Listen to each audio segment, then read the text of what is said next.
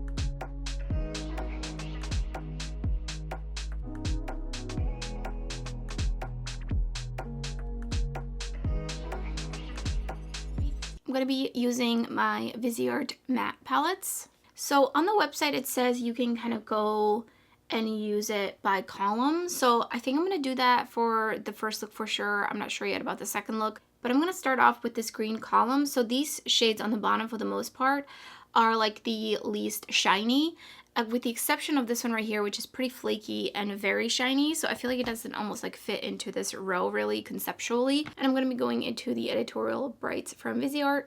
And I'm just going in with the green first, right into the crease.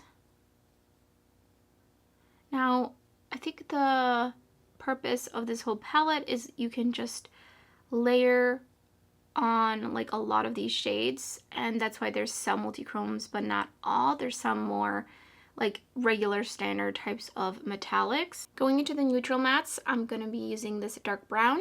This is just on the same brush. I'm going to pop that onto the outer corner and just a little bit down underneath my lower lash line, like really little bit, just a little bit. And I'm just kind of slowly blending it out. And I'm going to dip back into the Editorial Brights, into the bright green. And I'm just going to bring that onto the edges of the outer corner.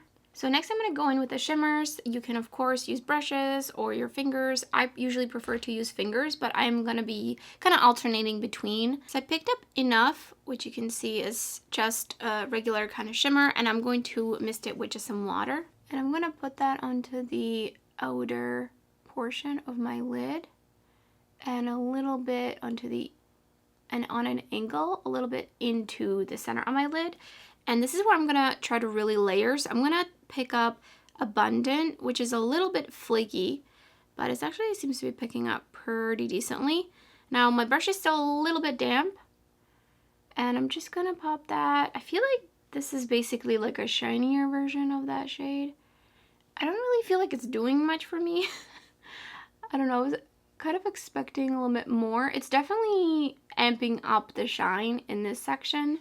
And then I'm going to take Evolving, which is right in the column above, and I'm going to use that as the highlight right here. And I have tons of fallout from that. And that looks so, so pretty. This is not a multi-chrome. This is just like a regular kind of more translucent type of shade. And then I do want to go into Inspiring because I think I'm going to put that onto the inner corner. It's kind of like a silver, like fully opaque silver, so it's not really an ideal inner corner highlight. And I have tons of fallout over here. Here's the first finished look.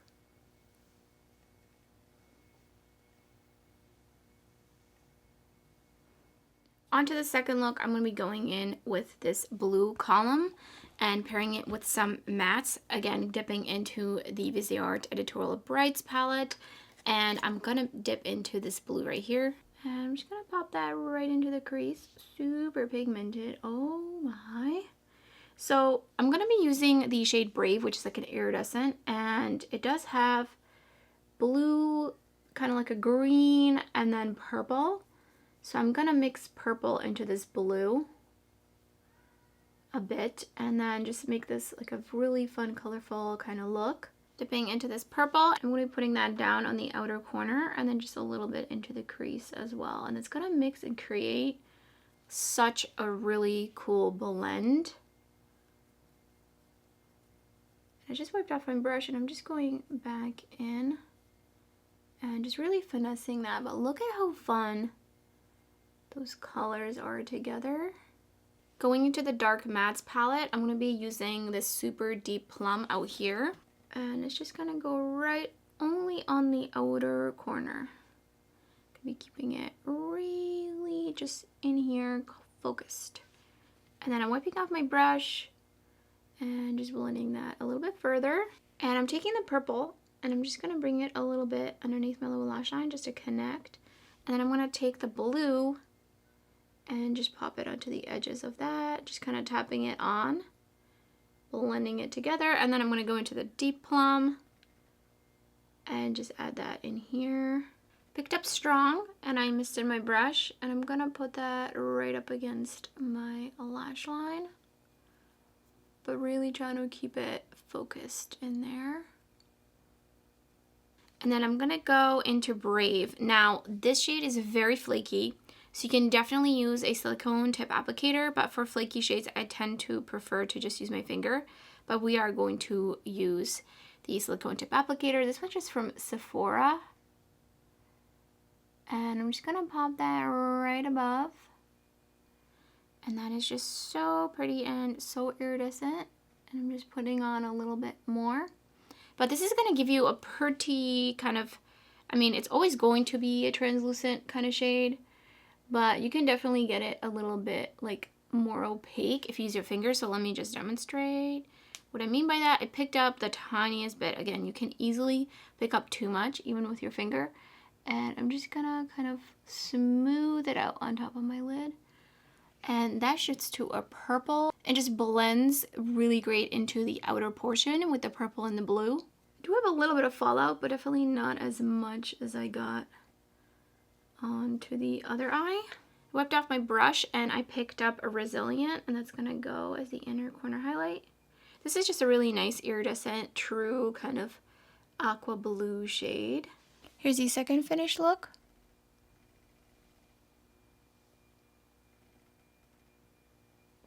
On to the third look. I'm dipping into the Editorial Brights, and I'm going to be going in with the yellow first.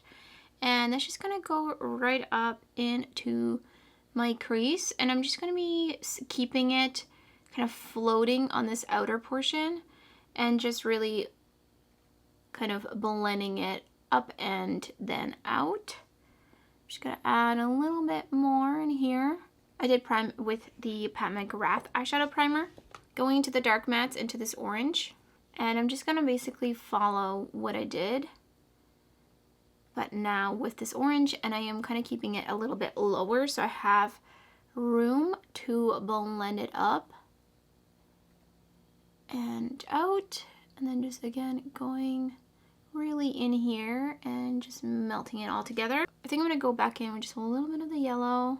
I'm picking up Fierce, and this one is a little bit chunky, and I'm going to be creating a wing, a pretty chunky wing. I already did it on this eye, and I actually put down the Fairning Pixie Epoxy, and honestly, I didn't really like it with the Fairning Pixie Epoxy because this one is pretty emollient, and I just feel like it wasn't really jiving. So I'm just going to first start to map out the wing.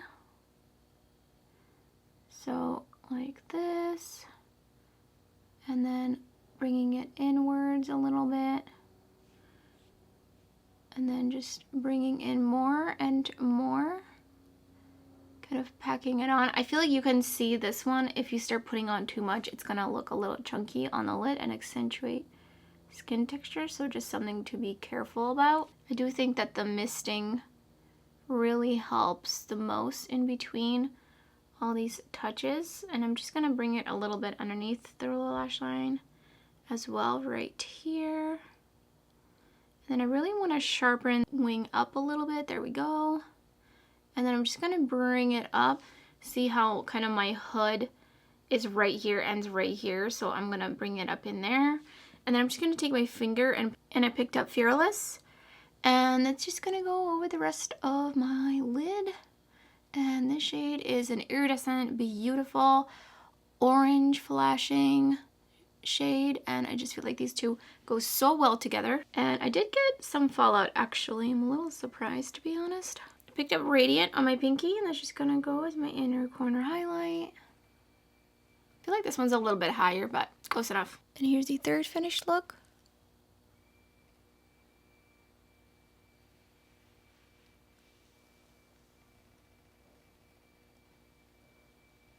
Overall, value-wise, I 100% think there is all the value in this palette. I think it is worth $125. If you can get it on sale, then even better.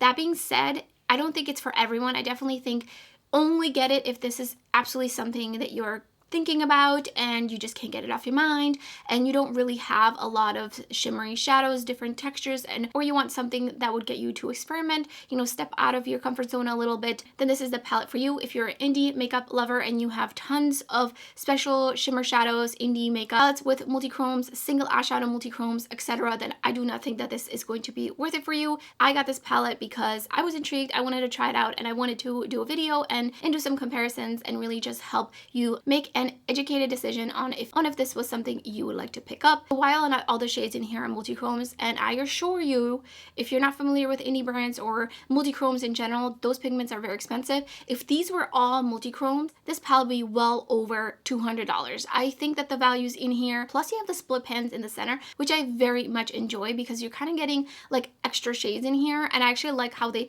pair them color-wise in the center as well. I think the least exciting shades in here are Enough, Unbreakable, and even Invincible. It's a nice silvery shadow, but it's very flaky and it could be a little bit messy, and if you put down too much of this shade, you will definitely get some skin texture accentuation. So this one is not my favorite. I love all the iridescent shades kind of at the top. I don't think we needed both of these necessarily. I think that they're so similar.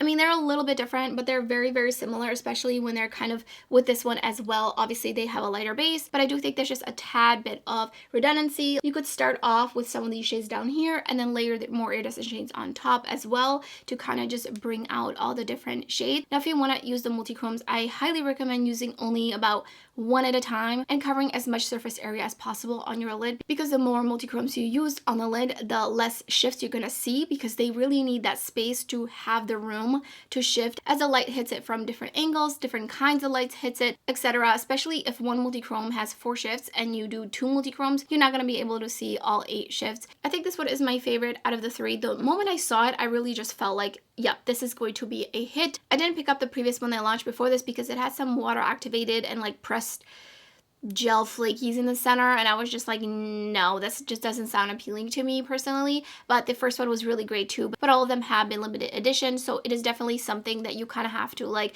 weigh your options and figure out if you want to pick it up before it sells out. No idea when it's going to sell out. I feel like the last 2 took a little bit.